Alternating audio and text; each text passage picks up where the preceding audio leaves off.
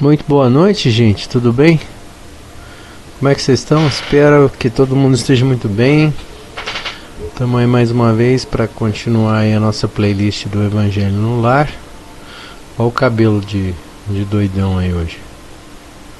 Deixa eu arrumar isso aqui melhor a altura aqui, porque meu cabelo é muito fino, gente. Daí o que tem que fazer? Nada, não tem jeito com ele. Ele faz o que ele quer, tem vontade própria. E hoje, como o dia foi muito corrido, dá pra perceber que eu tô meio elétrico, né? Cansado, elétrico, mas estamos aí, firme, forte, rígido, né? Seguindo aí a nossa playlist, tá bom?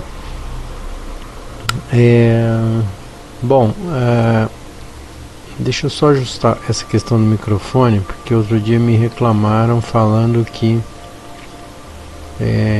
tava muito alto. Deixa eu ver aqui, alô, pronto, acho que tá bom, né? Acho que aí tá bom. Então é o seguinte, gente, bom, como vocês sabem, essa playlist aqui é o objetivo nosso de enviar vibrações, energias positivas para algum lugar público sempre e, obviamente, tirar de nós essa energia, já que a energia anímica, quando acumulada no corpo, ela não nos faz bem, né? Como tem uma curiosidade até que eu preciso comentar com vocês que é bem interessante. Eu sou formado em eletroeletrônica e na minha casa tem alguns multímetros, né? Multímetro é um aparelho usado para medir energia elétrica. E dentro das minhas leituras e pesquisas aleatórias, tem umas curiosidades que eu preciso compartilhar com vocês. Quando você tem um multímetro, né, você tem duas pontes, dois fiozinhos lá que você usa para medir a voltagem, né? E quando se você fincar uma das pontas do multímetro no chão e a outra você pegar na sua mão, né, estando com os pés no chão, você consegue perceber uma diferença de energia que existe do seu corpo para o multímetro, para o chão, né? Se você tiver calçado, você pega na mão e a outra ponta você enfia no chão, você vai ver que existe uma diferença de potencial, ou seja, existe uma energia que está saindo da sua mão e indo para a terra. Quando a gente está muito cansado e às vezes muito carregado, um dia muito estressante, a gente pode naturalmente fazer o aterramento, que é basicamente tirar o pé, tirar o sapato, né, o calçado e pisar no chão, porque naturalmente a gente vai perder elétrons para o chão, né? Então isso também é um jeito de descarregar. Mas isso a gente está falando de energia elétrica, porque a energia anímica é um pouco diferente. E isso foi uma coisa que demorou até um certo tempo para eu entender um pouco melhor, já que a energia elétrica é só uma característica da energia anímica. A energia anímica, ou seja, a energia do animal, a energia do corpo físico, ela é uma energia mais completa. Ela deve ter algum tipo de radiação, alguma coisa, e o fato é que não se tem muito estudo sobre esse tipo de energia, né? O que se sabe é que em alguns casos, por um influxo da vontade, você consegue até enviar células através dessa força, né? Que é uma coisa muito, muito poderosa. Então, por exemplo, no caso do reiki, e por aí vai, né? Todas as terapias que usam a imposição das mãos, né? Ou a vontade ativa para a gente desejar alguma coisa para alguém, naturalmente a gente está enviando energia do corpo físico, né? Essa energia anímica. E nas literaturas de um modo geral, isso sempre me chamou muita atenção, porque sempre a gente fala de energia tendo em mente a energia elétrica, que obviamente ela tem as suas características, mas a energia anímica a gente já sabe que ela tem outras características que não são só as características da energia elétrica. Então, só para resumir, a energia elétrica seria uma particularidade da energia anímica, né? É um dos componentes da energia anímica. E os outros, né? As outras características dessa energia anímica são praticamente desconhecidas dos seres humanos. A gente sabe que ela funciona, já existem pesquisas científicas apontando que verdadeiramente quando uma pessoa ora pela outra e deseja algo pela outra, naturalmente essa energia afeta o outro. Isso já é cientificamente comprovado, mas a gente não conhece muito bem a natureza dessa energia anímica. E aí o que é o grande lance? Recentemente eu li agora um artigo falando de que as crianças, né, até os 4 anos a articulação dos pés ainda não estão formados. Então a criança precisa, na medida que a criança vai se desenvolvendo, as articulações dos dedos do pé e enfim, dos ossos que compõem o pé, eles vão se aproximando. Um bebê nasce com as articulações bastante afastadas e depois isso aí vai se formando na medida que a criança exercita. E eu sou de uma geração que ninguém tinha sapato, né, quando eu era criança. Era muito raro você ver alguém usando sapato, pelo menos no universo que eu convivia. E depois, na geração seguinte, veio uma onda terrível dos sapatos ortopédicos que a criança tinha que ter, e porque para não entortar a pisada, não sei o que lá, não sei o que lá. E aí a gente já sabe que essas crianças hoje, muitas delas sofrem de problemas na coluna por não terem desenvolvido alguns músculos e algumas articulações do pé adequadamente, porque esse pé estava preso, vamos dizer assim, dentro de um sapato que naquela época se pensava que era muito útil e muito importante, e de fato sabemos hoje que não era assim, né? Não era essa maravilha da tecnologia. Mas só para concluir também, que é uma curiosidade interessante dessas pesquisas aleatórias, vocês já ouviram falar da aurora boreal? É um evento eletromagnético que acontece no Polo Norte, né? Onde energias, elas ficam, acontece um influxo elétrico, né, que atravessa a atmosfera e gera cores maravilhosas, né, no Polo Norte. E ela acontece quase que tem um período do ano que elas são mais incidentes, mas elas praticamente sempre acontecem. E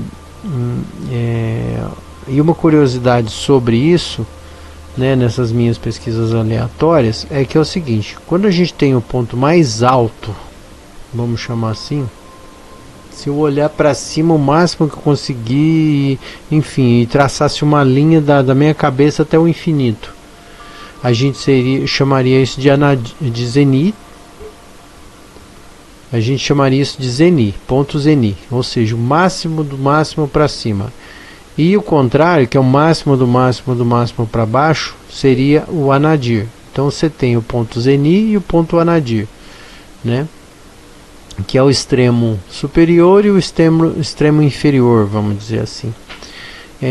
Alguns cientistas descobriram que vem um influxo de energia do universo e ninguém sabe dizer de onde essa energia vem, e cria como se fosse um rio de elétrons e de energia, que obviamente a gente só reconhece o elétron, mas provavelmente existem muitos outros tipos de energia que afetam o nosso planeta. Eles entram por esse ponto que é o zeni e saem do planeta pelo anadir. Provavelmente a aurora boreal é a entrada dessa energia no nosso planeta, né? Então eles estão estudando ainda, a gente não tem muita informação ainda sobre isso, mas eu só estou comentando aqui com vocês porque é importante a gente começar a perceber a importância da energia, das energias de um modo geral, e conhecer a natureza dessas energias, né?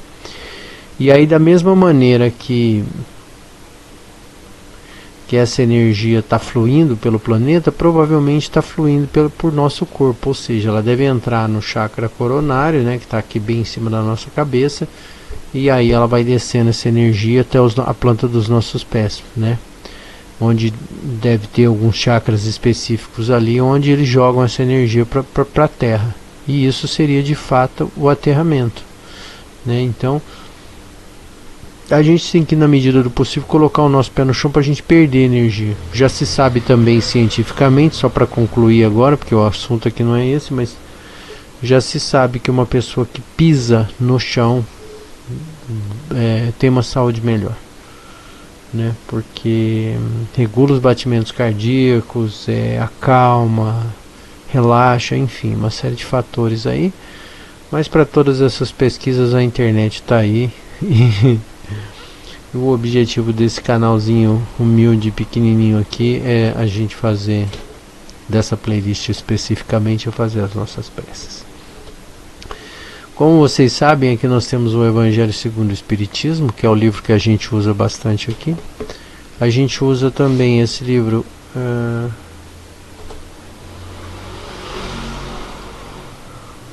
Reflexões de Jacó, tá?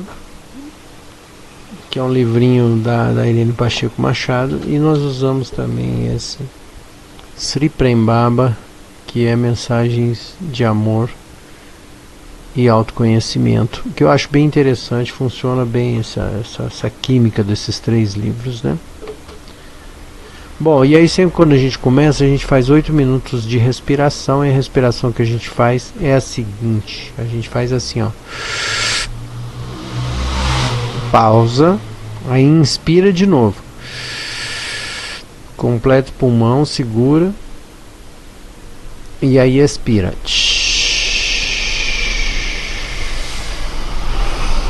Eu vou marcar aqui para vocês 8 minutos, e aí a gente retoma, e aí a gente faz a evocação dos nossos bons amigos para fazer a nossa prece. Vamos lá?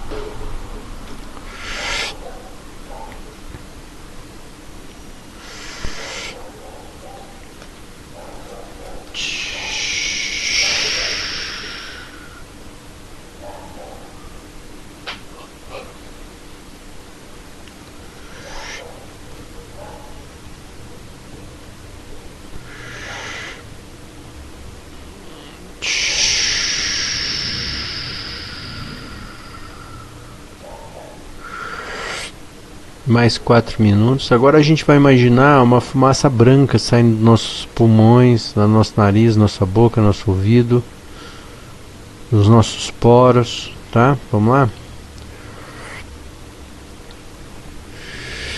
Quando a gente expira, a gente imagina isso.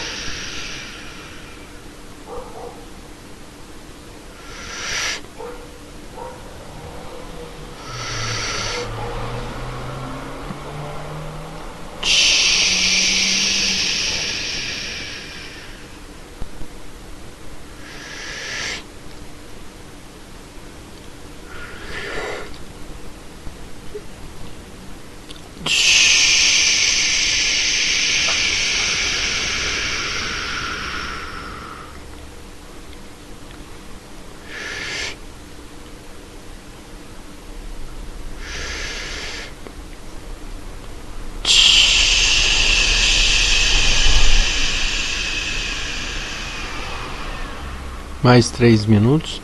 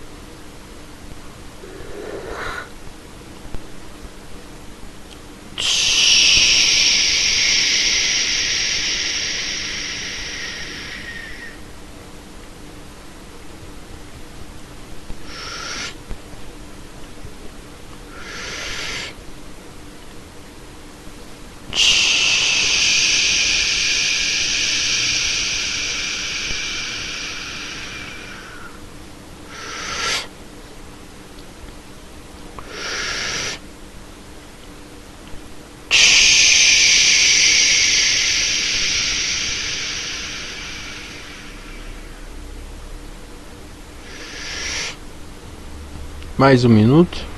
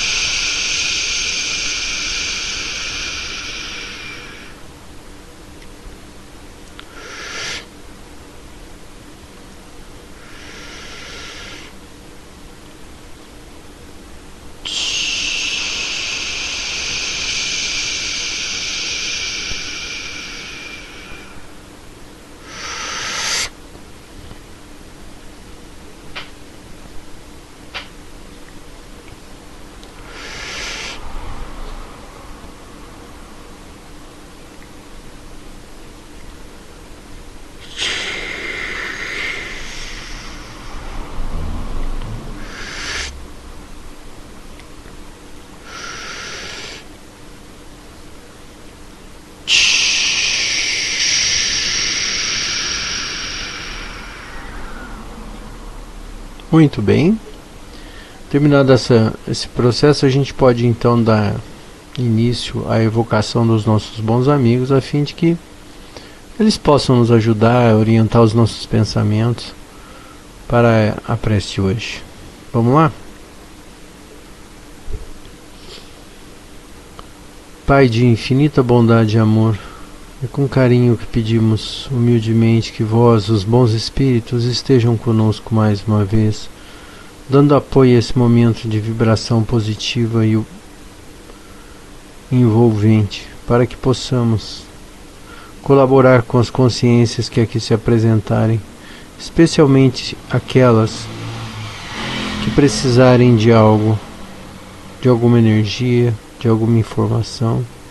Que vós, os bons espíritos, se dignem a estar do nosso lado, orientando os nossos pensamentos e permitindo que nós possamos tirar o melhor proveito das leituras de hoje e ainda assim carregar as nossas energias para que elas sejam usadas da melhor maneira possível. Sendo assim, pedimos: Pai nosso que estais nos céus, santificado seja o vosso nome. Venha a nós o vosso reino e seja feita a tua vontade, assim na terra como no céu. O pão nosso de cada dia nos dai hoje, perdoa as nossas ofensas, assim como nós perdoamos a quem nos tem ofendido. Não nos deixeis cair em tentação, mas livra-nos do mal, que assim seja, graças a Deus.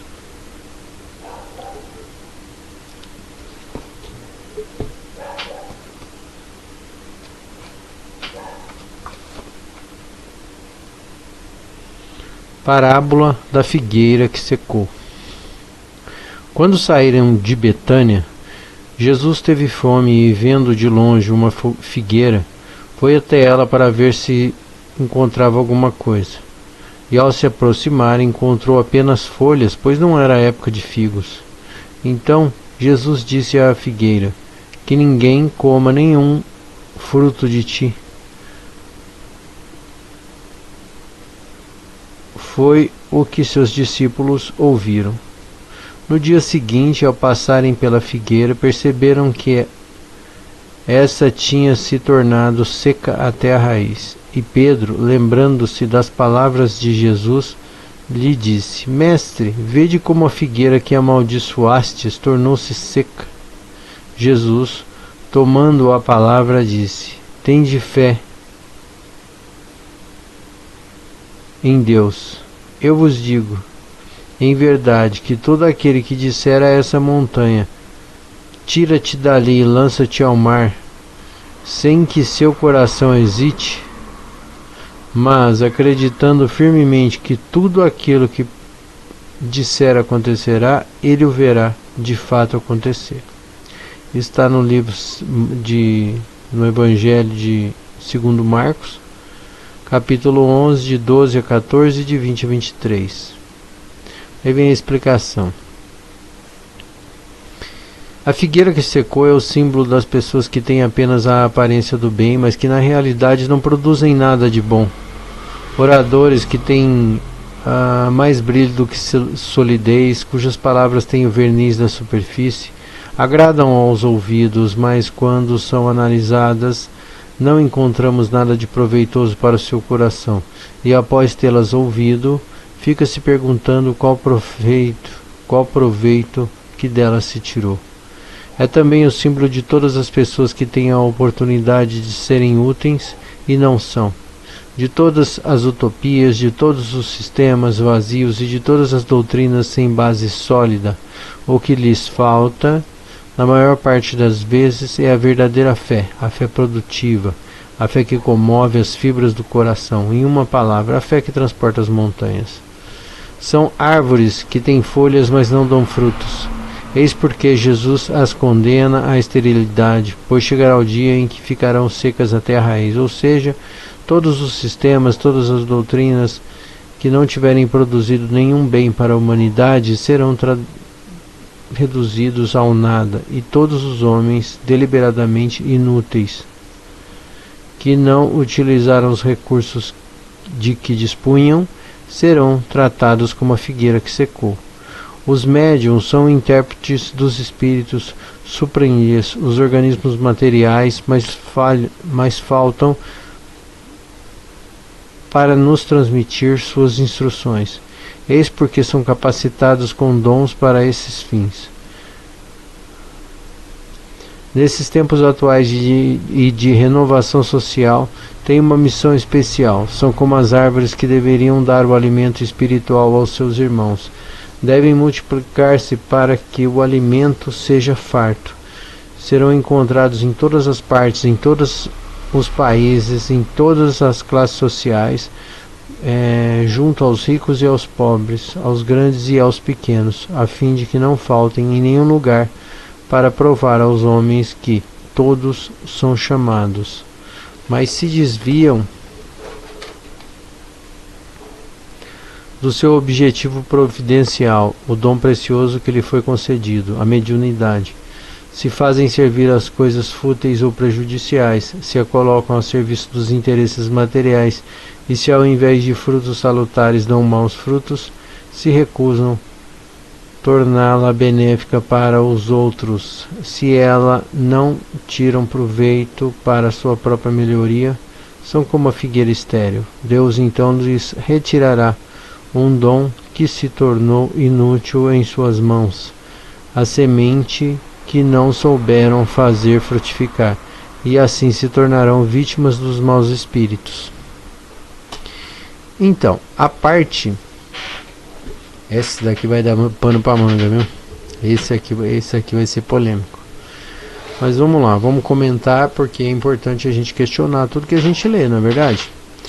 E assim, essa é a minha opinião, tá? A minha opinião não quer dizer nada. Aliás, quer dizer sim. É uma opção para você discutir, para você contestar, ou para você concordar, tanto faz. O fato é o seguinte: tem 3 partes nesse texto. A primeira parte fala da parábola da figueira seca, que Jesus passa e amaldiçoa a árvore, a planta. Bom, há que se dizer que se você procurar na Bíblia, em qualquer lugar da Bíblia, Jesus nunca disse que era filho de Deus, né? Ele sempre dizia o seguinte: alguma coisa ao Pai, e assim nós também podemos fazer. Ou seja, ele nunca disse eu sou o filho de Deus, e Deus é uma coisa personificada, né? Ele nunca disse existe um cara num trono barbudo lá em cima, eu sou filho dele. Ele nunca disse nada que categorizasse esse tipo de definição. Ou seja, Jesus apenas rendia graças a Deus, né? Mas ele nunca disse que era filho de Deus. E nessa passagem, né, a gente vê, não só nessas, né, mas por exemplo, quando Jesus expulsa os vendilhões do templo, quando Jesus, nesse caso, amaldiçoa a figueira, e tantas outras passagens que tem pela Bíblia Sagrada, que mostra que Jesus, às vezes, ele perdia a paciência seriamente. Ele perdia a paciência. Ele era um cara que ele se irritava com umas coisas, né? E nesse caso específico, imagina se Jesus, obviamente, com o seu entendimento, e é lógico que ele não perderia uma oportunidade de ensinar, né, ele poderia ter condenado realmente uma figueira à morte. Mas isso, de certa maneira, é deslustrar, né, é tirar um pouquinho da imagem de Jesus. Assim, poxa vida, Jesus foi lá e condenou a figueira que não tinha nada a ver, não era a época de dar figo, e ele, né? E assim, se ele tinha tantos superpoderes, por que em vez de amaldiçoar a figueira, ele não disse: tudo bem, minha filha, dê-me um figo, sei lá, em vez de amaldiçoar? Ou seja, ele usava, de certa maneira, as suas paixões também. Então assim, era uma pessoa que tinha algumas características de paixão humana, sim, né? Isso não dá, isso se você... E eu não estou aqui querendo ofender a fé de ninguém. Se você acredita que Jesus é totalmente imaculado, filho de Deus, intocável, não pode nem falar, porque, entende? Mas só que eu não penso assim, eu questiono tudo. Tá? Então, peço a licença de vocês para considerar esse meu raciocínio, tá? Então tem essa parte, né? Então ele obviamente poderia ter usado o mote da figueira para ensinar, para dar esse ensinamento, mas da mesma maneira, se ele realmente, né, considerando de certa maneira o que ele fez com a figueira, que é um ser vivo, criação dele, que não tinha culpa de nada, né, não teria problema nenhum no dia seguinte ele passar lá, tocar na figueira e a figueira voltar a viver, assim como que ele fez com Lázaro, né? Então, o que eu quero dizer é o seguinte: esse Jesus aqui, né, segundo o Evangelho de Marcos, é um Jesus que ele tem muitas características humanas. Não é essa coisa, nossa, né? Como é que eu vou dizer? Intocável, irretocável, né? Tem umas coisas aqui que ficam no ar. Aí a segunda parte do texto, né? Fala dessas coisas que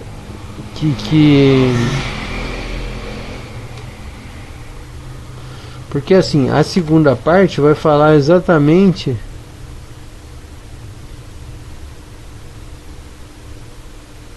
ele fala das utopias, dos conhecimentos que não são usados, das religiões, das habilidades que as pessoas têm adquiridas, e vamos dizer assim, e não usam, né?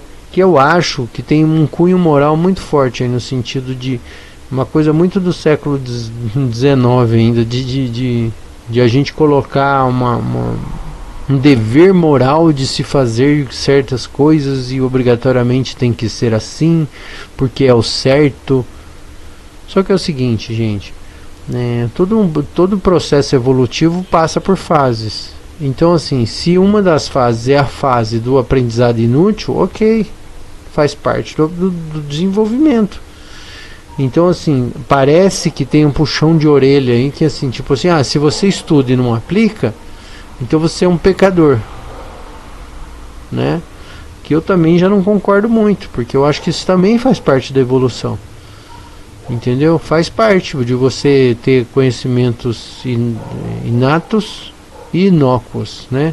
Ou seja, conhecimentos que você tem, certas coisas que você tem facilidade de fazer, mas você não põe nada em prática. Isso faz parte do processo de evolução. Então tá tudo certo. Certo? E aí embarcou-se nesse mesmo embalo, para usar essa coisa da parábola da figueira seca, usou-se ainda o negócio dos médios, que os médios não se colocam em caminhada, vamos dizer assim, para orientar as populações, para desenvolver. Mas veja, olha quanta incongruência também. A Federação Espírita Brasileira, na minha opinião, tem vários problemas lá, mas ela mesmo condena a invocação dos espíritos em casa. Então, assim, me explica uma coisa: se os médiuns, que são intérpretes dos espíritos, e os médiuns eles não podem invocar as suas entidades, os seus amigos espirituais em casa, porque a FEB, erroneamente, na minha opinião, não permite, né? Onde se daria esses encontros? Fala pra mim. Então, pra mim também é uma incongruência isso, não faz sentido. E aí, obviamente, é lógico, a gente entende que, pelo menos nessa edição desse evangelho, essa escrita aqui, que eu não sei de quem que é, se é do Kardec, de onde veio esse texto, mas o fato é que esse texto está dando um puxão de orelha nos médios, que os médios têm que se colocar sim em trabalho. E aí, obviamente, o que a gente percebe é que existia, né, e existe, lógico, uma necessidade premente, ou seja, uma necessidade de fazer esses médios se colocarem no mundo e fazer algo, porque, obviamente, há 100 anos atrás, 150 anos atrás, tinha uma necessidade muito forte da gente, né, ajudar a desenvolver e a dilatar, obviamente, o espiritismo no mundo todo.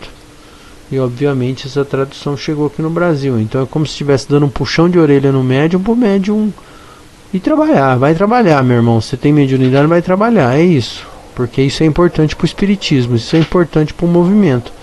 Mas eu já percebo que esse tipo de puxão de orelha já está passando, entendeu?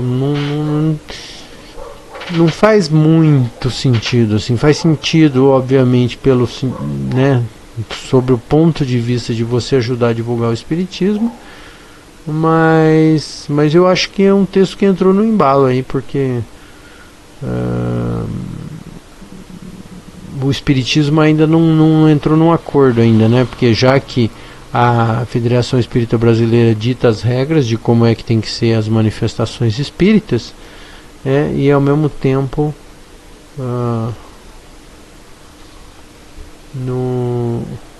no Evangelho não fica claro. Então vocês percebem que quando a gente começa a analisar criticamente, aparece um monte de opções e pontos de vista diferentes, e eu acho que é assim que é legal a gente fazer, a gente questionar tudo o tempo inteiro, né? E enfim, se a gente vai fazer a primeira leitura, que é a leitura direta, beleza, vamos lá, Figueira Seca. E aí eu vou colocar um último parágrafo, que é o seguinte: que bom seria se você tivesse verdadeiramente imbuído do espírito de cooperação e você quisesse ajudar com qualquer coisa que você sabe fazer, alguém fazer essa mesma coisa de um jeito melhor. Ou seja, na tua casa, sei lá, tua mãe lava a louça, vai lá lavar uma loucinha pra ela, não vai tirar a mãozinha não, entendeu? Sua esposa, seu companheiro, não importa, vai lá dar uma força, né? Vai lá dar uma forcinha. Pô, isso já é legal pra caramba. Pô, se eu não sei fazer nada, eu sei lavar louça, vou lavar louça. Poxa, eu sou mecânico, eu vou ensinar o meu amigo ou o meu vizinho, sei lá, tirar uma roda de carro. Eu vou, sei lá, não sei fazer nada, absolutamente nada. Beleza, vai pôr ração pros passarinhos, ou comidinha. Ração não, né? Mas vai pôr uma comidinha natural pros passarinhos, para alimentar um passarinho. Vai cuidar de um cachorrinho, de um gatinho. Faz alguma coisa, entendeu? Porque o mundo, o universo está em movimento. Não fica aí nesse celular ou não sei o que lá, esperando o mundo, a vida passar, sabe? Então é isso. Se você tem qualquer habilidade, você tem a possibilidade, o entendimento já de que, poxa, se eu puder colaborar de algum jeito, alguém, ou algum animal, ou alguma causa, alguma coisa, poxa, eu vou fazer. E essa intenção é que é o grande lance, porque independente de qual seja a atividade, o que vale é a intenção. Então, se a intenção é legal, tenha certeza que isso vai ser abençoado, entendeu? E não, né, obviamente, a gente sentar no pudim dessa leitura aqui, indo para o oposto, falar, eu sou uma figueira seca, não sei o que eu tenho que fazer, e que não sei o que, sabe, acho que não. Acho que tudo pode, acho que tudo tem sua permissão, o seu tempo, o seu entendimento, e Deus, na sua infinita sabedoria, sabe exatamente que tudo isso ia acontecer. Ele sabe, então ele não está bravo, ele não está lá no trono, no céu, apontando o dedo para você, né? Se você gosta de pensar em Deus como um ser personificado, ou seja, como um indivíduo barbudo, sei lá, se você gosta de pensar assim, beleza, zero bronca. O que vale é a intenção, né? Então, assim, reflitam sobre isso, beleza? É só mais o meu ponto de vista, a minha opinião. Tá legal? Bom, bora lá? Hoje eu gostaria de que nós pedíssemos uma prece pelos convalescentes. Quem são convalescentes? Aquelas pessoas que estão se recuperando de algum jeito, de alguma doença, né? Estão tentando melhorar, estão tentando se fortalecer. Eles são uma ótima fonte de energia, de alvo, para receberem as nossas energias anímicas, né? Vocês sabem que antigamente, muito antigamente, né, no século XVIII, XVII, XVI também, quando alguém ficava doente, estava muito doente há muito tempo, você pegava uma criança, geralmente um idoso, né? Quando o idoso estava muito doente, assim, há muito tempo, e não havia meio de melhorar, era costume você pegar uma criança e botar uma criança para dormir junto com o idoso, né? Isso porque hoje a gente já sabe por quê, né? Mas antigamente eles acreditavam que isso melhorava as condições do doente. E hoje em dia a gente sabe que isso, como isso se dá, que na verdade a aura da criança, né, que está cheia de vitalidade e de energia, quando muito próxima da aura do idoso, que está enfraquecida, está dispersa, né, essa energização da criança para o idoso fortalecia a saúde do idoso. É lógico que enfraquecia um pouco a criança, mas como a criança está explodindo em saúde, né, pouca gente notava. Mas enfim, vamos lá então? Vamos criar uma egrégora aí. Se você tem algum amigo, algum parente que esteja precisando de energia, vamos pensar neles. Eu, graças a Deus, não tenho ninguém doente nas proximidades. Eu vou pensar num hospital, numa UTI, tá certo? Vamos lá, quem me acompanha? Vamos lá? Bons amigos, Pai de infinita bondade e amor, estamos a partir de agora disponíveis para oferecer as nossas energias no nosso corpo físico, para que ajude aos nossos irmãos que estão convalescendo, ou irmãs, consciências que ainda lutam em nosso planeta para continuarem vivos e saudáveis. Se tem fé ou não tem, não importa isso. O que queremos agora, a partir de agora, é oferecer a vós, os bons espíritos, um pouco dessas energias para que esses nossos irmãos necessitados as recebam. Essas energias serão transformadas em medicamentos, em afagos, em fortalecimento, em entendimento, para que esses nossos irmãos e irmãs estejam melhores a cada dia, segundo a vontade do Criador. Que assim seja.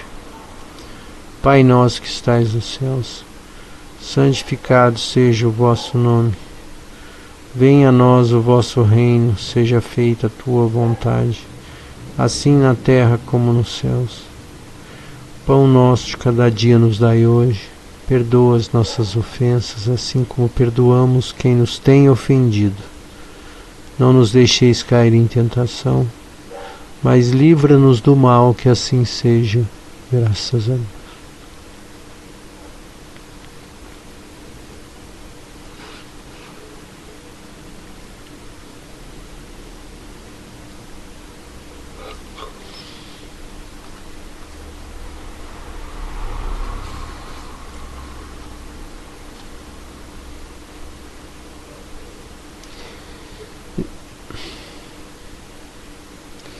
Irmãzinha, já olhaste ao teu redor quanto trabalho te espera e os minutos que já desperdiçastes a lamentar a falta de tempo?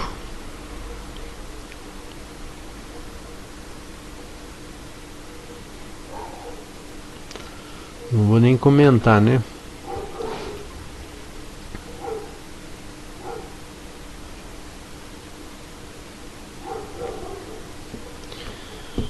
Vamos dar sequência então, fazendo uma prece por nós mesmos agora, vamos lá? Pensem nas suas necessidades, nas suas dificuldades, e os bons espíritos, naturalmente, segundo cada um, vai oferecer uma luz, uma oportunidade de entendimento, uma saída para a tua dificuldade. Tá certo? Vamos fazer um Pai Nosso por isso? Bons amigos, nós pedimos humildemente que vós, os bons espíritos, nos ajudem da melhor maneira possível nas nossas necessidades ou nos nossos desafios. Que cada um que se manifesta aqui nessa prece possa enviar energia para um parceiro, para um amigo, para uma amiga, ou mesmo para pessoas desconhecidas que estejam participando dessa egrégora. E que, fortalecidos todos no mesmo ideal, possamos prosperar e avançar segundo a vontade do Criador. Que assim seja. Pai nosso que estais nos céus, santificado seja o vosso nome. Venha a nós o vosso reino e seja feita a tua vontade, assim na terra como nos céus. Pão nosso cada dia nos dai hoje. Perdoa as nossas ofensas, assim como perdoamos quem nos tem ofendido. Não nos deixeis cair em tentação, mas livra-nos do mal. Que assim seja, graças a Deus.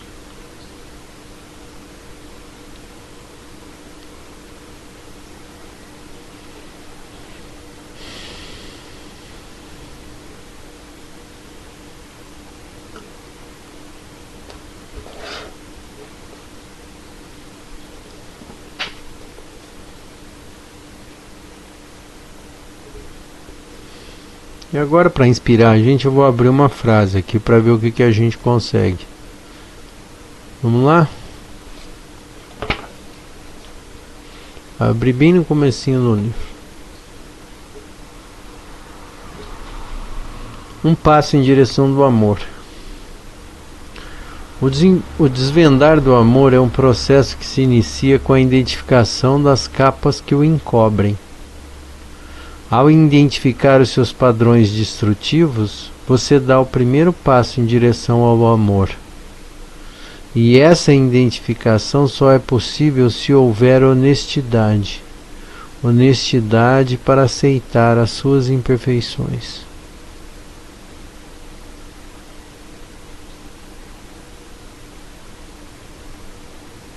Vou ler de novo, tá? Você não precisa voltar ao vídeo não, que eu vou ler de novo. O desvendar do amor é um processo que se inicia, né, com a identificação das capas que o encobrem. Ao identificar os seus padrões destrutivos, você dá o primeiro passo em direção ao amor. E essa identificação só é possível se houver honestidade. Honestidade para aceitar as suas imperfeições. Para mim, essa leitura faz uma certa conexão no sentido de que às vezes a gente tem um padrão do que é amar aprendido, né? Então a gente tenta, obviamente, se a gente viu nossos pais, nossos avós, nossa família, a gente tem um padrão que a gente adota como um padrão do que seja amor, né? Mas a gente só conhece verdadeiramente o amor quando a gente, por exemplo, um exemplo maravilhoso de uma quase a totalidade, não vou dizer que é a totalidade, de uma mãe pelo um filho. Entendeu? Ela não mede esforço, ela é enlouquecida. Ali é lógico que ali tem paixão, ali tem um monte de coisa envolvida, não é só amor, né? Porque ali a emoção toma conta total. Mas separando todos esses fatores, né, que de expressão desse amor que a mãe oferece a um filho, tem o amor mesmo. Você pode ver que uma mãe, geralmente, ela sofre, ela toma cacetada do filho até cansar, e ela não se cansa. Ela está sempre ali do lado do filho, está sempre lá do filho, ou da filha, né? Está sempre ali do lado. E aí não sei o que lá, tá do lado, tá do lado, tá do lado. Às vezes o filho não vale um prego furado, né? Um sapato furado, não vale nada, né? Todo mundo fala, mas teu filho é uma porcaria, teu filho é isso, tua filha é isso, não sei o que lá. E ela fala, não, mas é meu filho. Ela sempre vai estar do lado. E isso, em última instância, é uma situação de amor, porque eu quero pegar essa frase, estar do lado.